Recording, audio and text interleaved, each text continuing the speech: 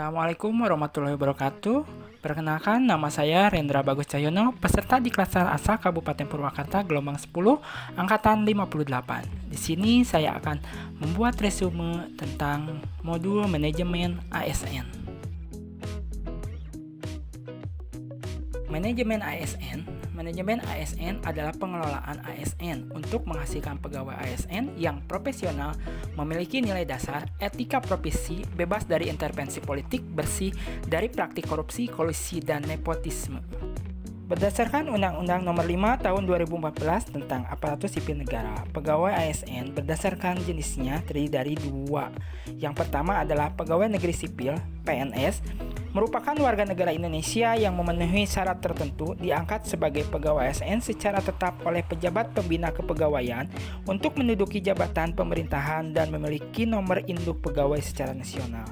Yang kedua adalah pegawai pemerintahan dengan perjanjian kerja atau disingkat P3K. P3K adalah warga negara Indonesia yang memenuhi syarat tertentu yang diangkat berdasarkan perjanjian kerja untuk jangka waktu tertentu. Fungsi ASN. Fungsi ASN memiliki 3 fungsi.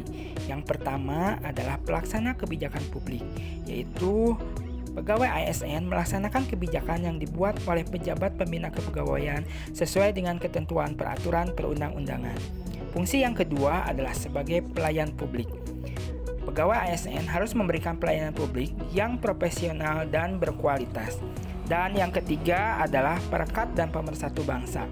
Pegawai ASN harus bisa menjadi pempererat persatuan dan kesatuan negara Republik Indonesia. Dalam UU ASN, PNS dan P3K memiliki hak, yaitu mendapatkan gaji, tunjangan, dan fasilitas, cuti, jaminan pensiun dan jaminan hari tua, perlindungan, dan pengembangan kompetensi.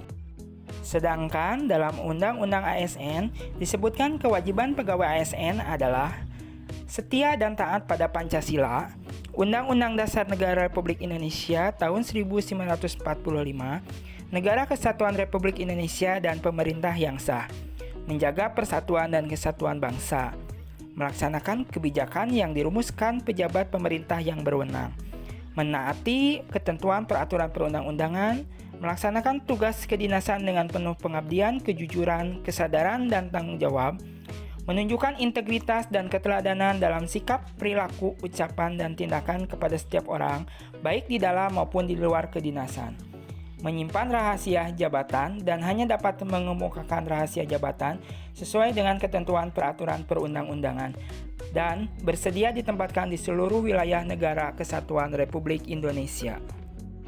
Dalam UU ASN disebutkan bahwa profesi ASN berlandaskan pada kode etik dan kode perilaku.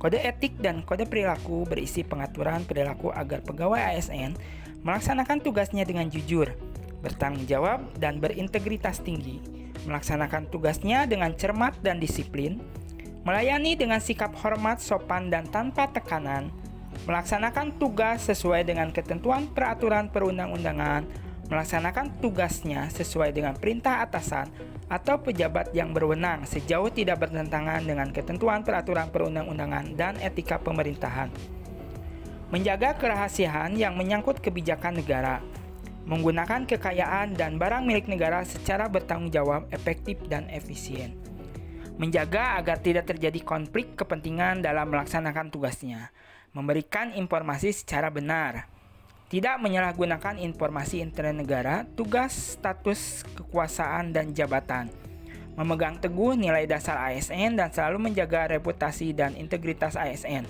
melaksanakan ketentuan peraturan perundang-undangan mengenai disiplin pegawai ASN.